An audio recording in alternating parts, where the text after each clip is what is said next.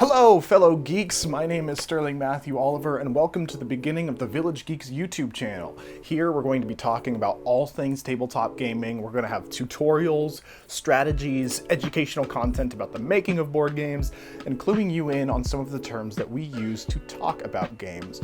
We're going to have a whole lot of fun here, and the content is only going to get better and better, so make sure you subscribe and turn on notifications right now so you don't miss out on a thing.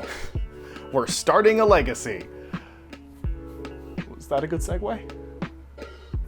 I thought it would be fun to start off by talking about legacy games, because legacy games are one of the newest types of board games.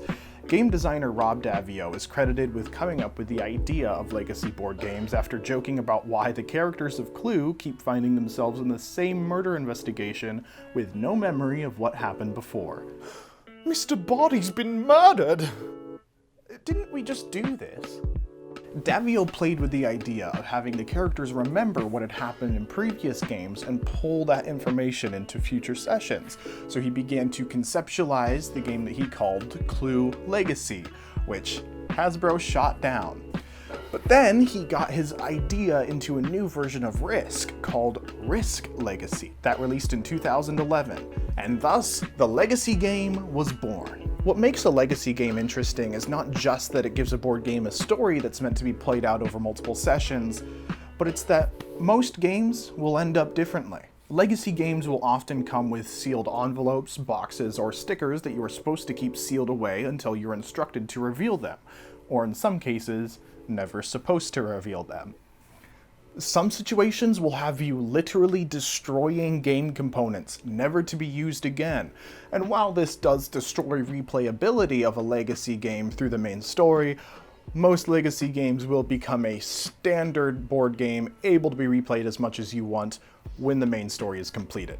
Now, the concept of legacy games has brought us some really fun adaptations of famous board games. The aforementioned Risk Legacy, Pandemic Legacy, Betrayal Legacy, and even Ultimate Werewolf Legacy. There have also been plenty of original games made with the format, such as Seafall, Gloomhaven, and The King's Dilemma. For fans of RPGs like Dungeons & Dragons or story-oriented video games that maybe haven't played a lot of board games, legacy games are a great way to get into the hobby. There are rigid rules while still allowing for some variation, and you get to experience a story while trying it. Just remember, if it tells you to rip up a card, you gotta do it, or else you're breaking the rules.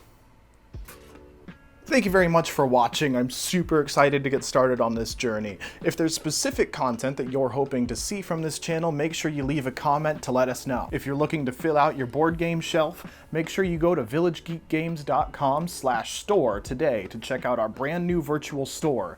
And keep checking in because much more will be added over time. Subscribe so you don't miss out on future content, and if you liked this and you want to see more like it relating to video games, you can find me on my personal channel below. I'm going to be uploading new stuff starting very soon. My name is Sterling Matthew Oliver with The Village Geek, and we'll see you next time.